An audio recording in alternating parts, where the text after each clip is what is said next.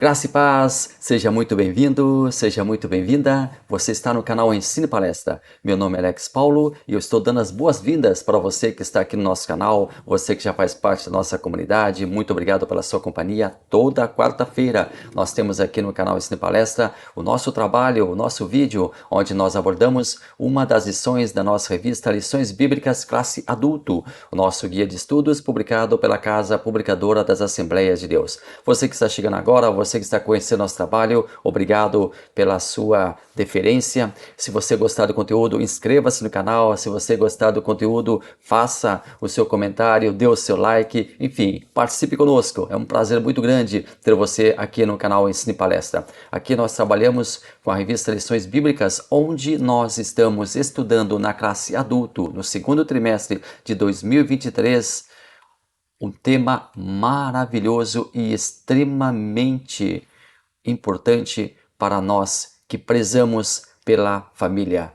Relacionamentos em família, superando desafios e problemas com exemplos da Palavra de Deus. Nosso comentarista do trimestre é o pastor Elenay Cabral, que é o comentarista, que é também consultor teológico da CPAD, consultor teológico da CGADB, que é a Convenção Geral das Assembleias de Deus, que agrega os pastores da denominação.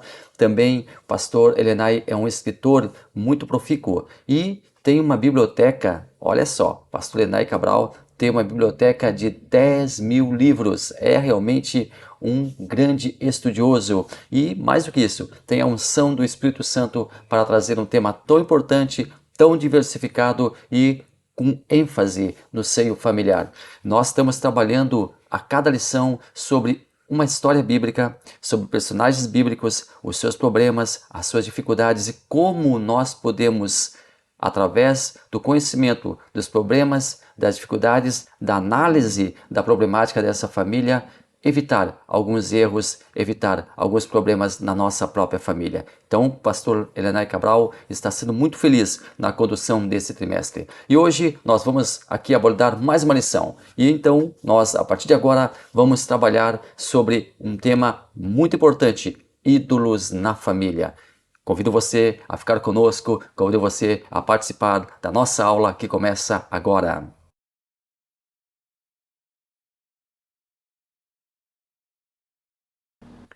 A nossa revista tem o texto áureo, a nossa revista tem a validade prática, a nossa revista tem a leitura diária e a leitura bíblica em classe, que está fatiada.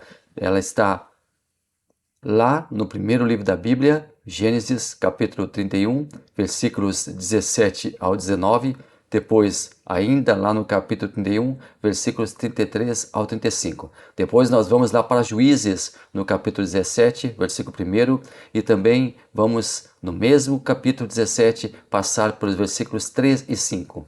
É uma leitura extensa, mas nós convidamos você a fazê-la porque ela nos dá um pano de fundo para a temática. Então, convido você, ou na sua Bíblia, ou na sua revista, a acompanhar a leitura que nós faremos a partir de agora. Então, se levantou Jacó, pondo os seus filhos e as suas mulheres sobre os camelos, e levou todo o seu gado, e todos os seus bens que havia adquirido, o gado que possuía, que alcançara em Padã-Arã, para ir a Isaque, seu pai, à terra de Canaã. E havendo Labão indo a tosquear as suas ovelhas, furtou Raquel os ídolos que seu pai tinha. Então entrou Labão na tenda de Jacó, e na tenda de Lia, e na tenda de ambas as servas, e não os achou. E saindo da tenda de Lia, estava na tenda de Raquel. Mas tinha tomado Raquel os ídolos, e os tinha posto na albarda de um camelo, e assentara sobre eles. E apalpou Labão toda a tenda, e não os achou. E disse a seu pai: Não se acenda a ira aos olhos de meu senhor, que eu não posso levantar-me diante da tua face, porque tenho o costume das mulheres. E ele procurou, mas não achou os ídolos. E havia um homem da montanha de Efraim, cujo nome era Mica. Assim, restituiu as 1.100 moedas de prata à sua mãe. Porém sua mãe disse: Inteiramente tenho dedicado esse dinheiro à minha mão do Senhor, para meu filho fazer uma imagem de escultura e uma fundição, de sorte que agora te tomarei a dar. Porém, ele restituiu aquele dinheiro à sua mãe, e sua mãe tomou 200 moedas de prata e a deu a ourives, o qual fez delas uma imagem de escultura e uma de fundição, que ficaram na casa de Mica. E teve esse homem, Mica, uma casa de deuses, e fez um éfode e trufins, e consagrou um de seus filhos para que lhe fosse por sacerdote. A lição de hoje ela é baseada na passagem bíblica sobre Raquel, sobre os ídolos que ela acaba furtando de seu pai, e também nós temos uma outra história que acontece com Mica. Então hoje nós estaremos trabalhando aqui duas histórias bíblicas com o mesmo foco, a idolatria dentro de casa. Nós vamos dividir o vídeo em 3 etapas. Na primeira, nós vamos fazer a contextualização do que vem a ser um ídolo. O que é ídolo? Nós vamos trabalhar esta conceitualização. Depois nós vamos falar sobre a idolatria de Raquel. Depois nós vamos falar sobre a idolatria de Mica, numa terceira parte. Já na quarta parte, nós falaremos sobre a adoração em nossos dias. Aí nós estaremos então na área contemporânea da lição. Então nós vamos falar sobre como nós muitas vezes erramos ao expressar a palavra adorar. O que vem ser adoração? Nós já vamos trabalhar isso mais para o final. E na conclusão, nós iremos saber como nós devemos nos comportar ao encontrarmos uma pessoa que admiramos muito e como abordar essa pessoa. Então, estes são os pontos que nós analisaremos aqui no nosso vídeo. Nós entramos agora então no nosso primeiro tópico, os ídolos encontrados na tenda de Raquel. Aqui nós temos 3 subtópicos. Primeiro, a fuga de Jacó e sua família para a terra prometida. Segundo, Labão descobre o furto de seus ídolos domésticos. Terceiro, Raquel usa a mentira para esconder o ídolo. Definindo ídolos. O que vem a ser ídolo? Em primeiro lugar, precisamos conceituar o que é um ídolo. Segundo o dicionário, é uma pessoa ou coisa intensamente admirada que é objeto de veneração. Ou ainda pode ser, um segundo conceito, imagem que representa uma divindade a que se adora como se a própria divindade estivesse ali, como se aquela imagem fosse a própria divindade, é uma representação da divindade. Então pode ser uma pessoa que é muito admirada, muito benquista, e também pode ser uma imagem, uma escultura. O perigo da idolatria no lar. Hoje nós analisaremos o relato de Raquel, que roubou estátuas de seu pai, ídolos que ele tinha. Raquel, nós vimos na semana passada que era a esposa preferida de Jacó, era a mais amada por ele. E justo ela, olha só que coisa interessante, a mais amada acabou por colocar ele em uma situação difícil. Como nós aqui gaúchos falamos, em um brete. Brete é onde se coloca o gado, onde o gado fica ali acumulado e aquele gado obrigatoriamente tem que passar por aquele local ali, porque ele se estreita aquele local para que o gado ele passe obrigatoriamente por aquele local. E Raquel, ela colocou Jacó nesse brete, ou como diriam os jovens, em uma saia justa. Jacó enfrentou uma grande dificuldade com o seu sogro, justamente por causa de Raquel, sua amada, a mais amada, que acabou por decepcionar o nosso patriarca. Raquel acabou traindo a confiança de Jacó. Mas como assim? Ela sabia que o seu marido servia ao Deus invisível. Ela já havia tido mostras do poder e da manifestação de Deus. Sabia que esse Deus não era representado por nenhuma imagem ou escultura, e mesmo assim ela própria busca amparo em outros deuses. Ou ela estaria somente tentando chamar a atenção de seu pai, uma vez que Labão, sendo rico, próspero, nunca havia conversado com suas filhas, Raquel e Lia, sobre a herança, a qual elas também teriam direito. Labão mostrava-se uma pessoa avarenta, Labão mostrava-se uma pessoa mesquinha.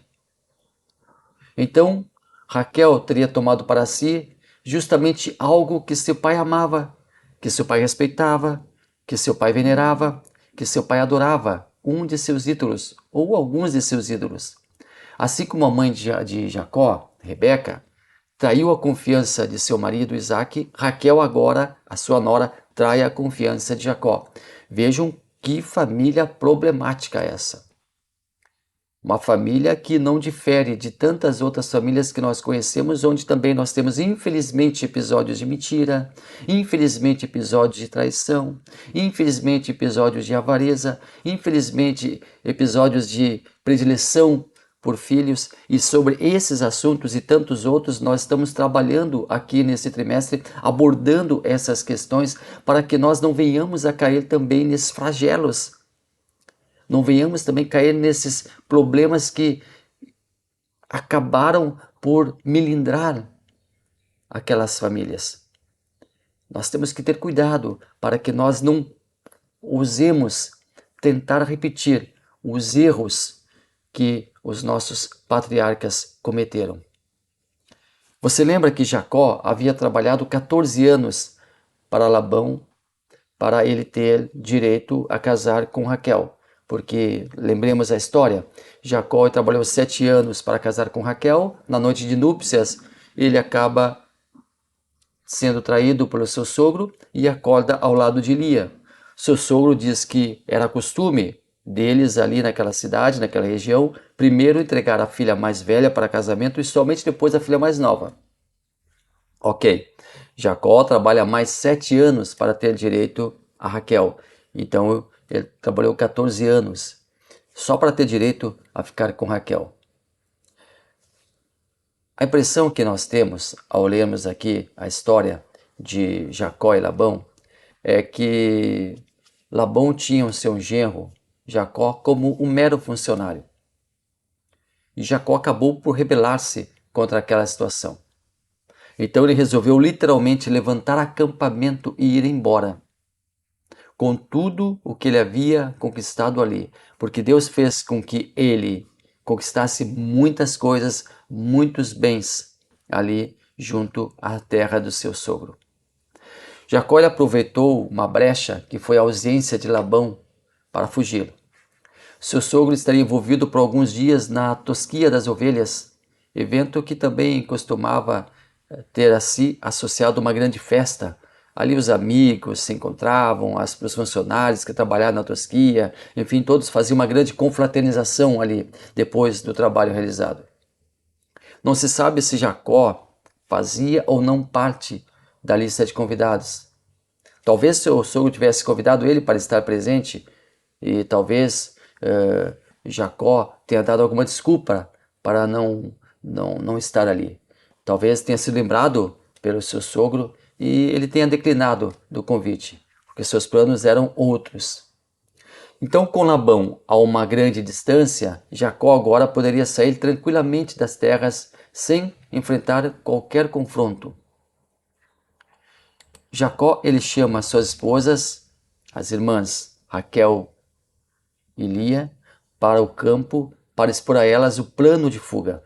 Uma vez que se ele falasse com elas na sua casa, outras pessoas da família de Labão, ou até mesmo empregados desse, poderiam ouvir o plano e deletar o plano. Como assim deletar o plano? Simplesmente eles mostrando, falando para Labão sobre aquele plano, eles acabariam por frustrar o plano de Jacó de sair das terras de seu sogro. Eles delatariam para Labão o plano de Jacó. Então, para que não corresse esse risco, Jacó chama as suas irmãs ali irmãs entre si, que eram esposas dele, para ali conversar sobre como ele estava sofrendo nas mãos de Labão. E ali em Gênesis capítulo 31, versículos 5 e 7, ele fala para elas que Deus ele tinha estado com ele e que todo o esforço que ele estava empreendendo para cuidar dos animais de Labão, tratar as coisas de Labão, e o Labão não reconhecia ele, por vezes enganava ele, por vezes acabava prejudicando ele, e elas acabaram concordando com Jacó, porque elas conheciam bem o pai que tinham, e sabiam que o seu marido estava coberto de razão. Então, logo, não havia outra saída a não ser romper aquele elo. E elas próprias se sentiam desamparadas pelo próprio pai. Isso está lá em Gênesis capítulo 31 e 14. Então responderam Raquel e Lia e disseram-lhe: há ainda para nós parte ou herança na casa de nosso pai? O que isso quer dizer? O que essa pergunta quer dizer? Elas estavam muito tristes. Por quê? Porque seu pai não guardou nada para elas. Nenhuma reserva para o sustento de ambas. Como elas, por exemplo, iriam sustentar, caso fosse, aqui não é o caso, mas poderia legalmente acontecer, de Jacó abandoná-las. No caso de Jacó abandonar uma delas ou as duas, como elas sustentariam? Então elas não tinham nada, estavam desamparadas. Elas dependiam única e exclusivamente de Jacó. Elas tinham em si um temor humano, um temor natural e um grande ressentimento pelo pai, como nós lemos em Gênesis 31:15. Não nos considera a ele como estranhas, falando de Labão, falando de seu pai, pois vendeu-nos e comeu todo o nosso dinheiro. Como assim? Porque, claro que Labão ele foi beneficiado, porque Jacó trabalhou 7 anos para ficar com uma, mais 7 anos para ficar com outra, 14 anos, porque na verdade queria ficar com Raquel, mas acabou recebendo Lia, e acaba ficando com as duas, trabalhando 14 anos ali, e é claro que esses rendimentos, esses valores, né, essa benesse que Labão acaba conseguindo, ele não repassou às suas filhas. Ele não fez com que elas recebessem qualquer valor monetário. Elas não tinham nada, elas estavam de mãos vazias. Então, dada toda aquela situação, acendia-se o sinal verde para Jacó abandonar de vez as terras do sogro. Jacó errou ao sair sem avisar seu sogro. É importante que nós dissemos isso, que nós falemos isso. Errou, porque ele acabou fugindo. E por pior que fosse o seu sogro, o tratamento dispensado por ele a Jacó, Jacó deveria, no mínimo, comunicar ao seu sogro, conversado, sentado para conversar com o seu sogro, colocado, né, como diz o ditado, as cartas da mesa, colocado aquela situação em panos limpos. Então aqui nós temos mais um erro, com a fuga de Jacó, nós temos mais um erro acreditado na biografia de Jacó.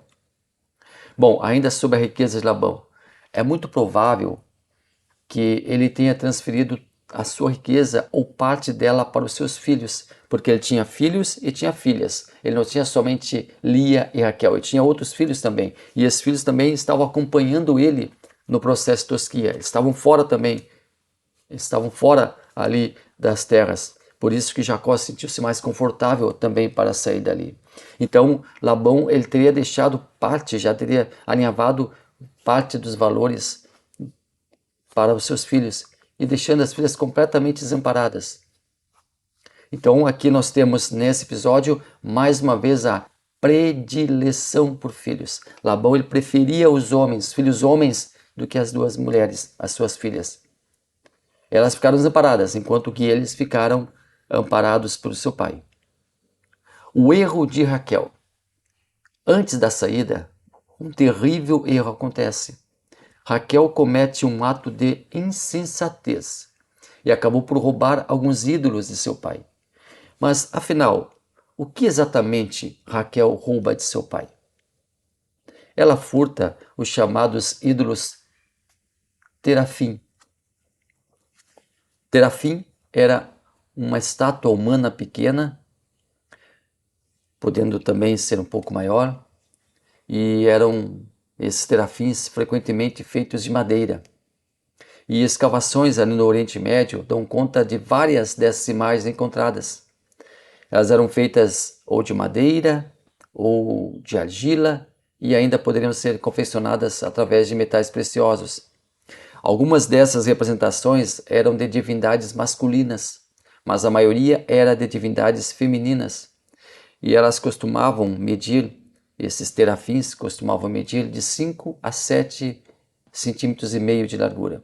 E esses terafins, eles eram usados como deuses domésticos.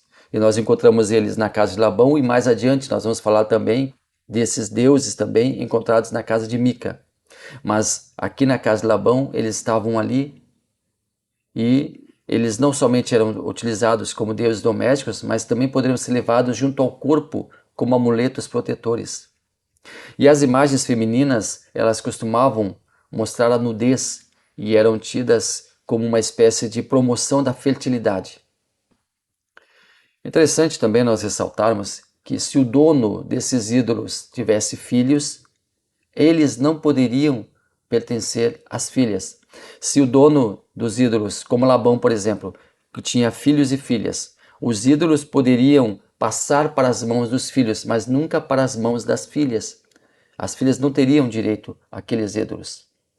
Não poderiam pertencer a elas. Sendo assim, Raquel não tinha qualquer direito à propriedade dessas estátuas. E se tivesse filhos adotivos, o dono das estátuas, esses só poderiam herdar esses ídolos por ocasião da ausência dos filhos biológicos após a morte do pai. Mas não era só a imagem de adoração em si. Nós também temos aqui uma outra questão muito importante, que é a posse. Documentos encontrados em Nuzi dão conta que a posse desses ídolos domésticos davam a quem os possuísse a posse das terras herdadas do pai. Ou seja, era tipo uma escritura, era como uma escritura. Quem tinha o ídolo tinha a posse da terra. Ora, quando Raquel rouba eles, seria o equivalente a ela estar roubando a escritura da terra que passaria para o seu nome, usando aqui de uma analogia. Entende-se então a pressa de Labão em reaver aqueles ídolos. Porque assim que Labão descobre o que aconteceu, ele empreende uma caravana para ir atrás de seu genro fugitivo. Labão volta da tosquia, volta ali daquele evento, entra na sua casa, não encontra os seus ídolos, procura por Jacó, não encontra, procura por Raquel, não encontra, procura por Lia, não encontra, as ovelhas de Jacó já não estão mais ali, os empregados de Jacó já não estão mais ali, fugiram, foram embora. E mais do que isso, roubaram os ídolos. Só que não roubaram somente os objetos de adoração, roubaram também a posse da terra, roubaram também a escritura da terra, que era, como nós falamos aqui, representada pela posse daqueles ídolos. Labão, ele vai atrás de Jacó. E o encontro entre ambos não foi dos mais amistosos. E nós vamos constatar lá em Gênesis capítulo 31, versículos 30 e 31. Labão começa uma caça aos seus ídolos roubados. E à vista de Jacó, ainda incrédulo com aquela situação, pois jamais Jacó poderia pensar, jamais passaria pela cabeça de Jacó roubar aquelas imagens. Para ele eram inúteis. Ele conhecia o Deus verdadeiro, ele não adorava imagens. E ele nunca pensaria também que alguém da sua caravana pudesse ter uma ideia assim tão descabida de roubar aqueles ídolos. Muito menos suas concubinas ou esposas pudessem ter feito aquilo. Muitíssimo menos sua amada Raquel. Jacó, confiante que tudo não passava de um grande engano, diz para Labão que se alguém de sua caravana fosse achado com tais objetos, seria sumariamente morto ou morta. Jacó ele se alinha aqui com a lei da Mesopotâmia, que preconizava a morte para quem furtasse objetos considerados sagrados. Nada foi achado, nem mesmo com Raquel, que possuía os ídolos.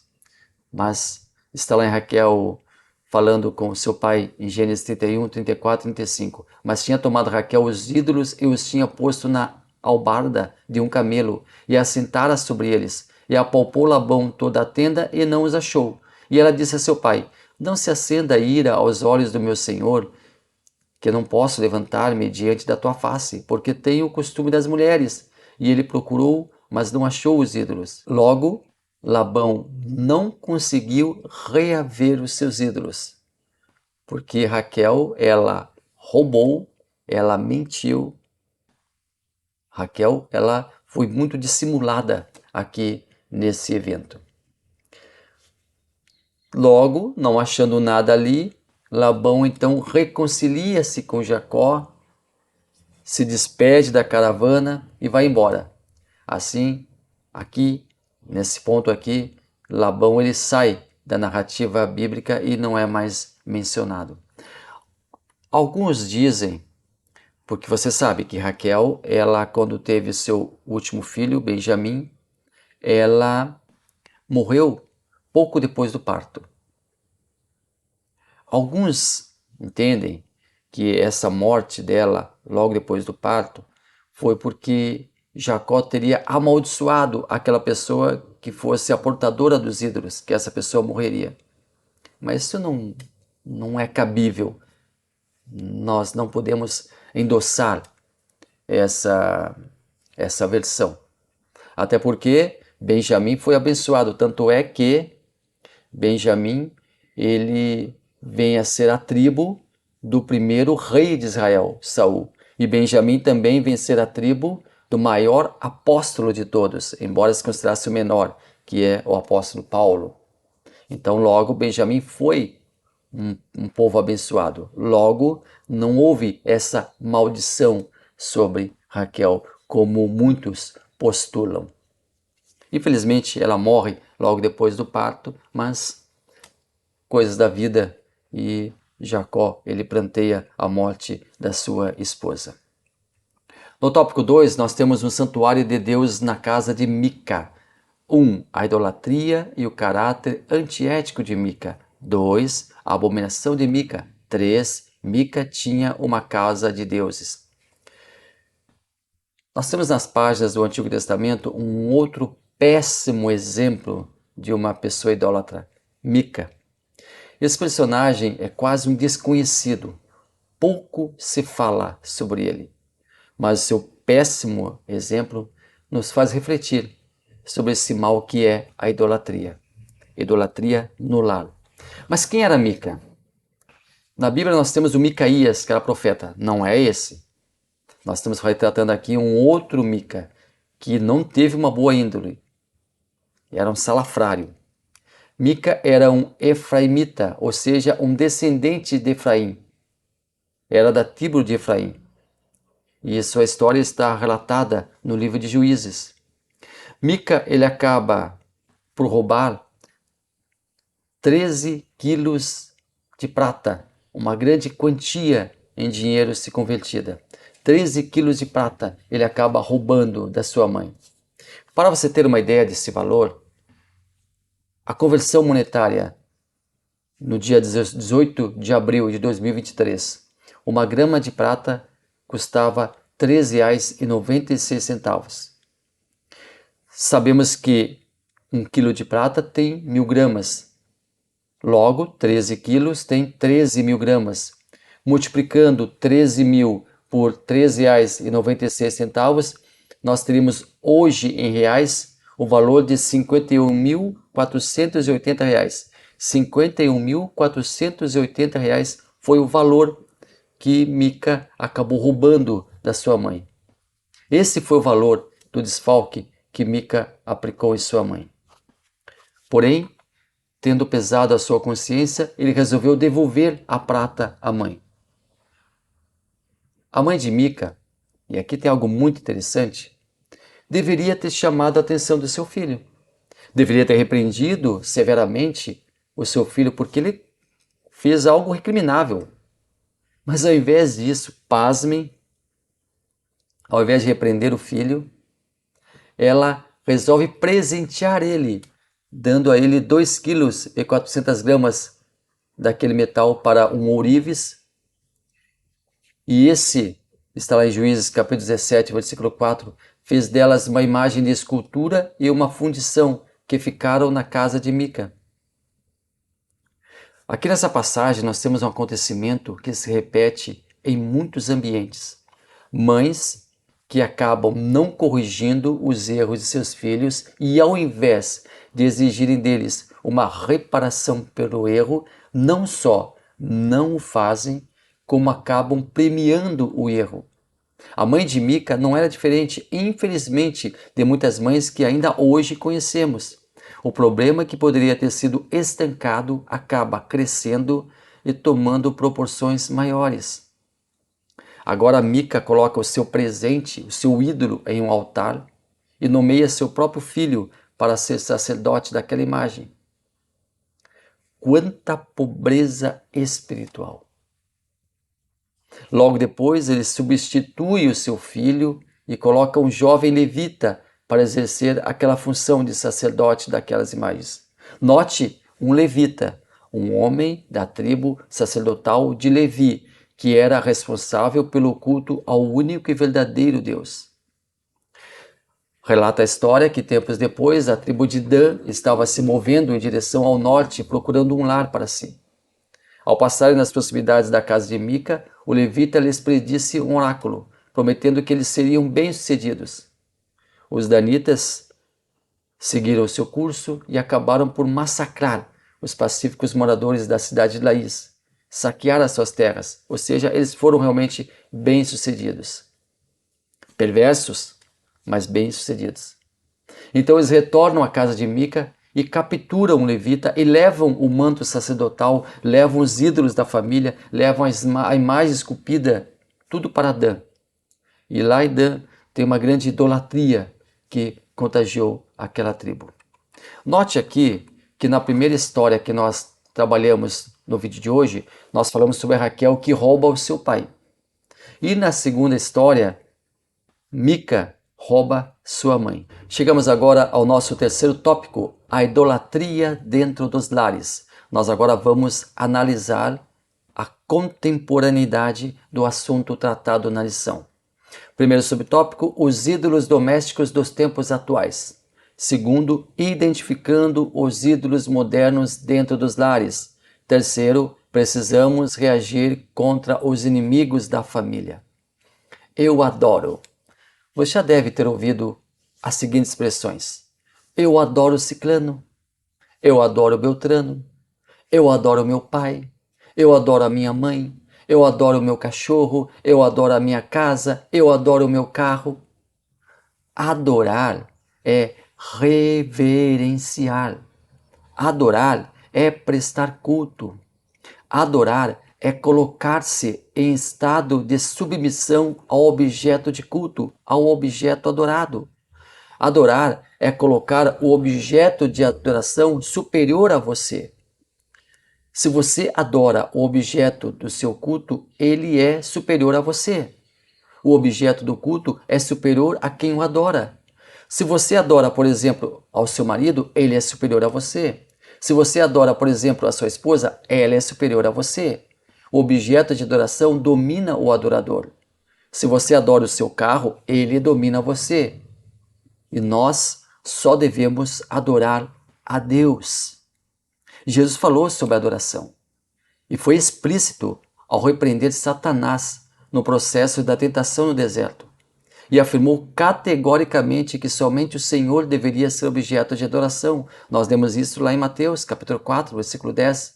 Então disse-lhe Jesus: vai-te, Satanás, porque está escrito: ao Senhor teu Deus adorarás e só a Ele servirás. Os anjos do céu, eles prestam contínua adoração a Deus. Eles servem de livre e espontânea vontade ao Senhor. E é preciso que se diga isso. De livre e espontânea vontade. Prestam culto ao Senhor do Universo. Lá em Apocalipse, capítulo 7, versículo 11, nós lemos isso. A criatura deve adorar ao Criador. A criatura, nós, seres humanos, não devemos adorar outros seres humanos ou outros objetos, nem mesmo os anjos. Aliás, os próprios anjos não aceitam adoração. Ali no episódio de João, ali em Apocalipse, quando ele fica extasiado com a presença do anjo, ele tentou adorar aquele anjo, mas é advertido pelo anjo para não fazer tal coisa. Está lá em Apocalipse 19, 10. E o anjo diz assim para ele: não faça isso, eu sou teu conservo e de teus irmãos. Adora a Deus. Adorar é colocar o ser adorado em grau de superioridade, em um pedestal, em um altar. Tente imaginar a cena. Seu marido em um altar e você o adorando. Seu carro em um altar e você o adorando. É isso o que representa a adoração.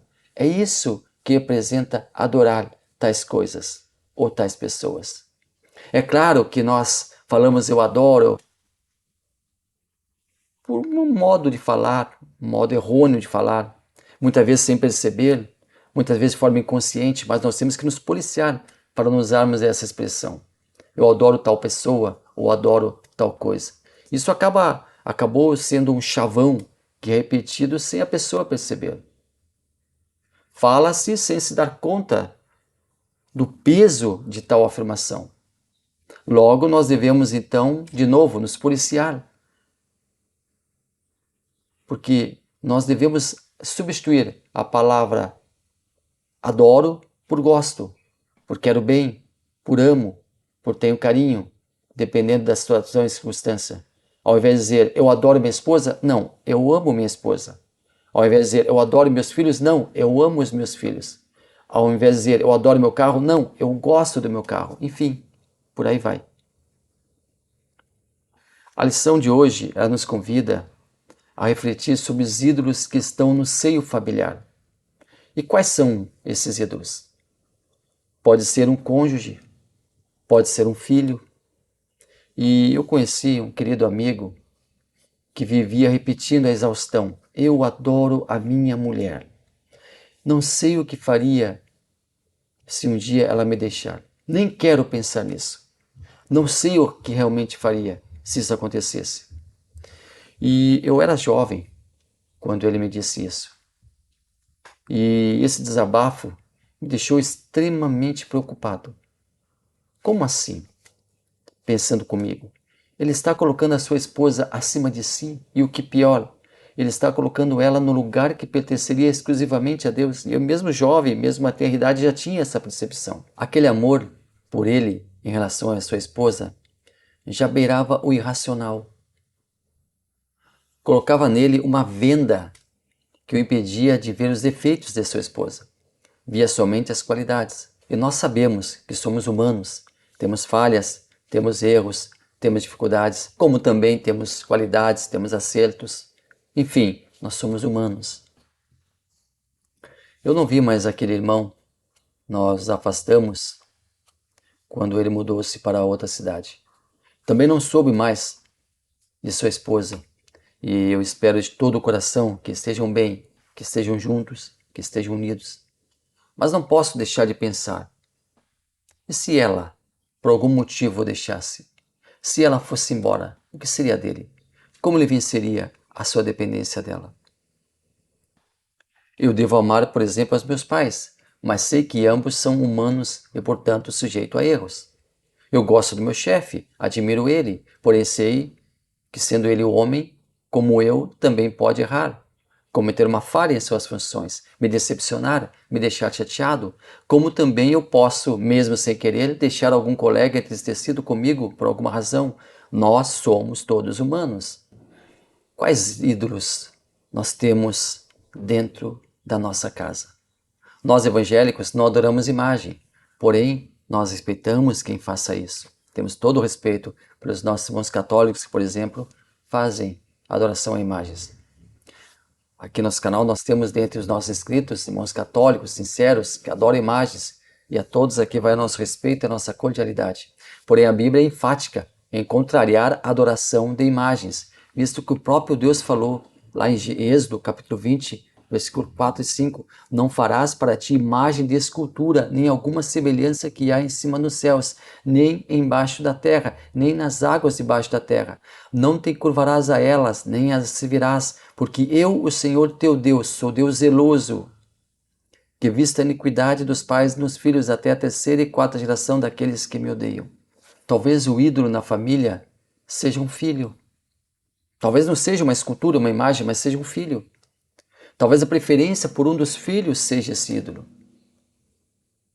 Talvez a predileção por um dos filhos seja esse ídolo. Talvez um filho bem-sucedido profissionalmente ou até mesmo ministerialmente. Meu filho é o melhor cirurgião dentista que existe. Meu filho é o melhor pastor que uma igreja pode ter. Fala orgulhoso pai. E aqui ficando no âmbito da família crente. Quem sabe temos um ídolo, por exemplo, na música gospel. Um cantor, uma cantora preferidos, talvez um pastor preferido, um ensinador preferido, enfim, alguém que estamos colocando em um pedestal. O mundo tem seus ídolos, As pessoas elegem jogadores como ídolos, cantores como ídolos, duplas de cantores como ídolos, atrizes, atores e por aí adiante. Eu tenho, por exemplo, muitos referenciais na minha vida, pessoas a quem eu admiro e pelas quais nutro um profundo respeito. Mas sei que são perfeitas? Não, não são perfeitas. Sei sim que são pessoas como eu, sujeitas a imperfeições.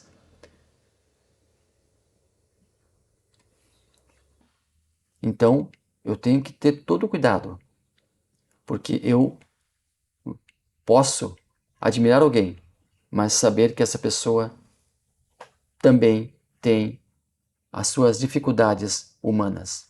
Não podemos ter ídolos. Não devemos acalentar esse sentimento. Para concluir, quero fazer aqui uma outra parte que não está englobada na lição, mas eu achei interessante fazendo as minhas pesquisas para a lição desta semana.